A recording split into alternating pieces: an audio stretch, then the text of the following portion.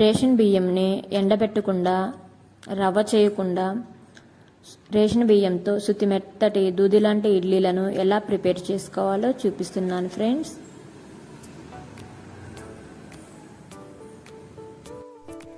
Hi friends, welcome to my channel.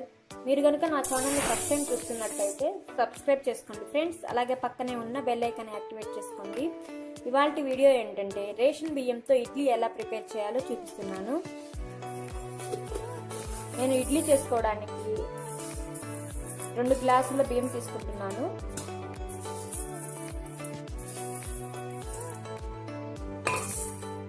చూడండి, 2 గ్లాసుల బియ్యం తీసుకున్నాను. ఇవి రేషన్ బియ్యం కాబట్టి అక్కడక్కడ మట్టి పిల్లలు ఉంటాయి, అవి తీసి పడేయాలి. అక్కడక్కడ ఇవి వడ్లు ఉంటాయి కదా, వడ్లు కూడా ఉంటాయి అక్కడక్కడ, అవన్నీ నీట్గా తీసుకోవాలి.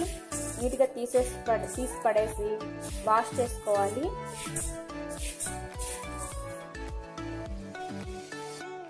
రెండు గ్లాసుల బియ్యంకి 1 గ్లాస్ మినపప్పు వేసుకోవాలి.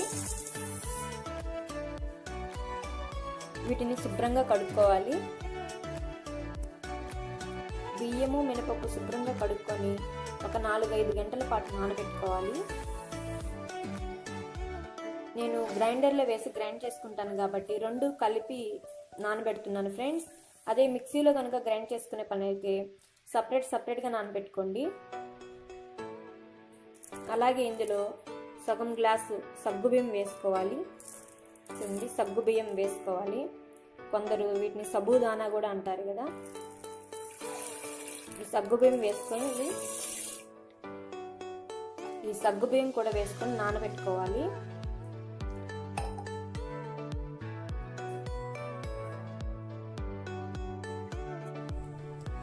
బియ్యము మినపప్పు నానిన తర్వాత గ్రైండ్ చేసుకోవాలి వీటిని.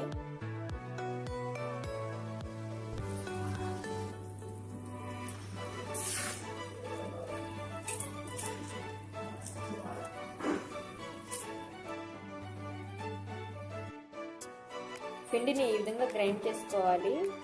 గ్రైండ్ చేసుకున్న పిండిని నైట్ మొత్తం పులవనివ్వాలి.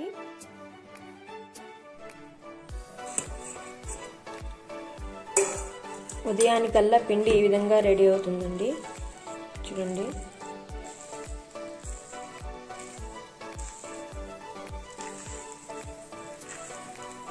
పిండి ఈ విధంగా రెడీ అవుతుంది.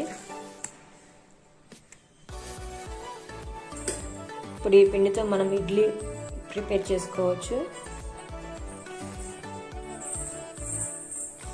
ఈ పిండికి సరిపడా ఉప్పు వేసుకోవాలి.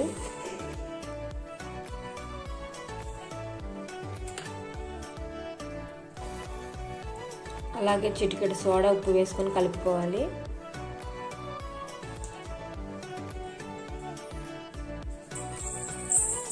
చూడండి, పిండిని ఈ విధంగా కలుపుకోవాలి.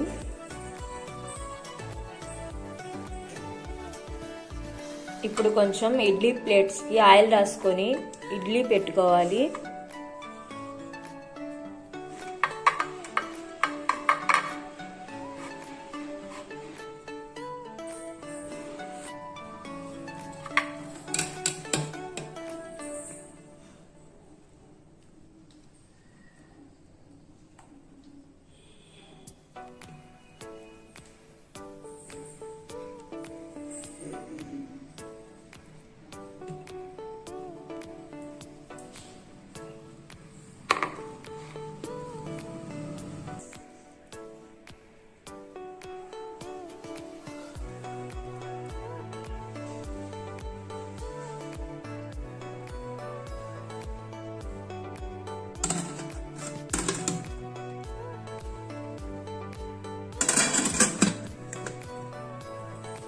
ఈ విధంగా ఇడ్లీ పెట్టుకొని స్టవ్ ఆన్ చేసుకొని ఇడ్లీని ఉడికించుకోవాలి.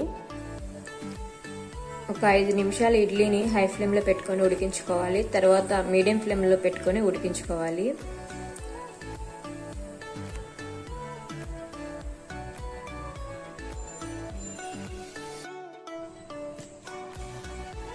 ఒక 20 నిమిషాల తర్వాత మనకు ఇడ్లీ అనేది రెడీ అయిపోయింది ఫ్రెండ్స్.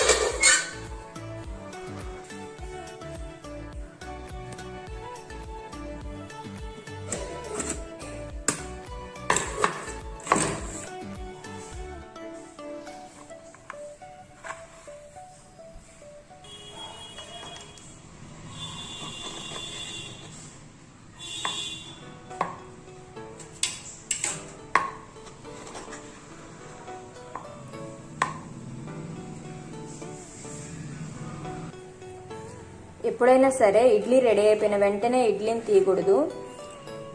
ఒక 10 నిమిషాలు కానీ 5 నిమిషాలు కానీ అలాగే ఉంచేసిన తర్వాత తీయాలి. వెంటనే తీసామంటే ఇడ్లీ ప్లేట్కి అంటుకుంటుంది, ఎక్కువగా అంటుకుంటుంది. ఒక 5 నిమిషాలు అలానే ఉంచిన తర్వాత తీసామంటే ఇడ్లీ ప్లేట్కి ఏం అంటుకోకుండా నీట్గా వస్తుంది ఇడ్లీ. రేషన్ బియ్యంతో శుతి మెత్తటి దూది లాంటి ఇడ్లీ రెడీ అయిపోయింది ఫ్రెండ్స్. చూశారు కదా, చూడండి చాలా టేస్టీగా ఉంటుంది.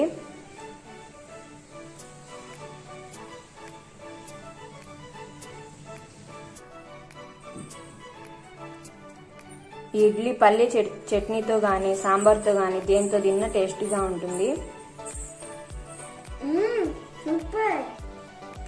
రేషన్ బియ్యంతో ఇడ్లీని ఎలా ప్రిపేర్ చేసుకోవాలో చూసారు కదా ఫ్రెండ్స్. నా వీడియో కనుక నచ్చినట్లయితే లైక్ చేయండి, షేర్ చేయండి, సబ్స్క్రైబ్ చేసుకోండి ఫ్రెండ్స్.